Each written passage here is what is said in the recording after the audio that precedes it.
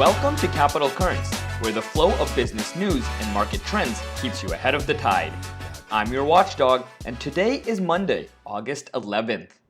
In today's episode, we'll tell you why some investors are worried about tech companies dominating the stock market. I'll also tell you why Tesla is winding down their supercomputers. And finally, we gotta discuss OpenAI's latest AI model and what they're doing to keep their engineers from jumping ship. I got a great show for you today. Let's go. The market volatility continued on Friday, though the Nasdaq squeezed out a win, adding 0.3%, and it closed at record highs thanks to a rally in tech stocks. It seems like tech stocks and the hype around AI is the main driver of the market rally these days. It's like the only thing propping up the stock market right now, and that's starting to raise some concerns around the S&P 500 being a little too top-heavy. If you look at the S&P 500 tech sector right now, it accounts for 34% of the entire market value, which is the highest share since March of 2000, which was the peak of the dot-com bubble. And if you look at the largest 10 companies in the US stock market, they now account for 76% of the total market cap of the entire stock market, which is the largest concentration in history. So essentially, a handful of mega-large companies, mostly big tech companies, are responsible for the market rally, while the rest of the market just gets left behind. Let's run through some headlines. Starting with Tesla. Tesla announced that they're pulling the plug on its Dojo supercomputer program, which is a project that Elon Musk once hyped as the crown jewel of Tesla's AI ambitions. The Dojo supercomputer was Tesla's own custom-built computer for AI training. It was designed from the ground up and made specifically to process the massive amounts of video data from Tesla cars. That data was supposed to help improve autopilot, full self-driving, and even the Optimus humanoid robots. Morgan Stanley saw this as a key competitive advantage for Tesla, predicting that it would add $500 billion to Tesla's market cap. But now that's all over. The Dojo team is being disbanded, and the guy who was leading the team, Peter Bannon, is leaving Tesla. The rest of the crew is getting reassigned. Before all of this was even happening, the Dojo team was losing engineers. About 20 Dojo engineers recently left Tesla to start their own AI company called Density AI. Elon Musk confirmed the news about Dojo being shut down on X last night. He said it no longer made sense for Tesla to split resources between Dojo's custom chips and the next-gen AI chips that Tesla is working on, like the AI-5 and the AI-6. Tesla plans to rely more on partners like Nvidia, AMD, and Samsung to make those chips. In fact, last week I told you that Tesla signed a $16.5 billion deal with Samsung to manufacture the AI-6 chips. And from a business perspective, this pivot makes sense. Building a custom supercomputer from scratch is expensive, and that's why the stock barely moved on this news. I think investors might prefer that Tesla outsource their chips rather than burning more cash on making them in-house. Now, let's stick with the AI theme and talk about OpenAI, because they launched their latest AI model on Friday called GPT-5.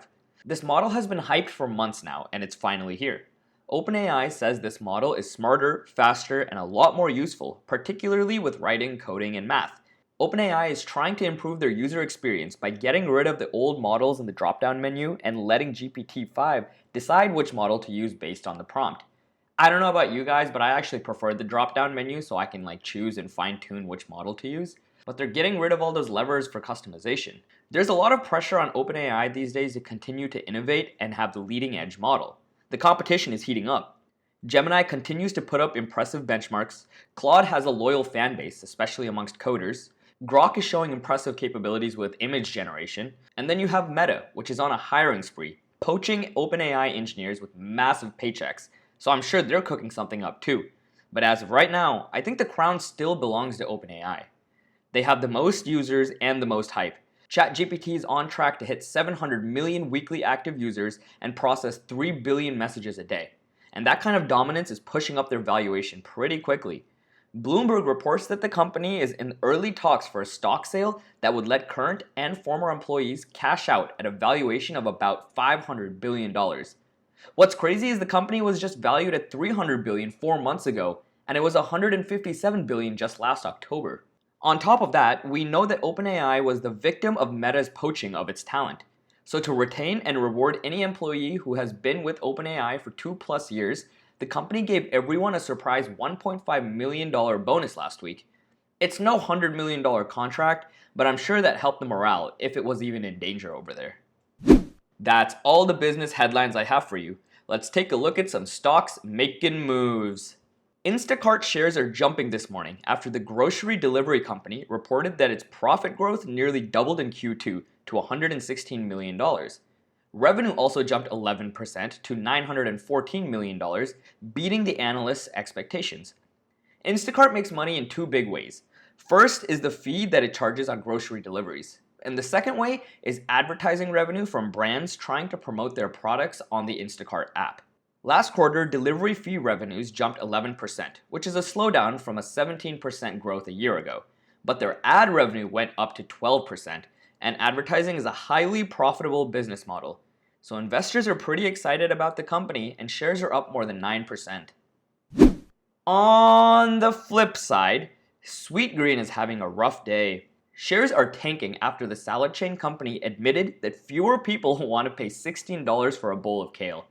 The company slashed its 2025 sales outlook. They're now expecting revenues to drop between 4% to 6% this year, versus the earlier forecast when they expected sales to be flat.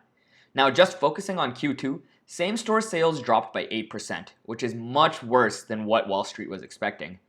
But to be fair, Sweetgreen isn't the only food chain to blame the economy of slumping sales. Chipotle cut its forecast for same-store sales after traffic declined for the second straight quarter. And then there's Kava, whose shares are down 20% in 2025, and down nearly 50% from its 52-week highs. I think these companies need to take a page from McDonald's, which has finally got its sales growing again by doubling down on value meals. Sweetgreen stock was already having a pretty rough year. It was down 60% year to date heading into earnings, and now it's down another 25% this morning. It's entering freefall territory. That's all for today's show. Keep navigating those waters, and see you tomorrow.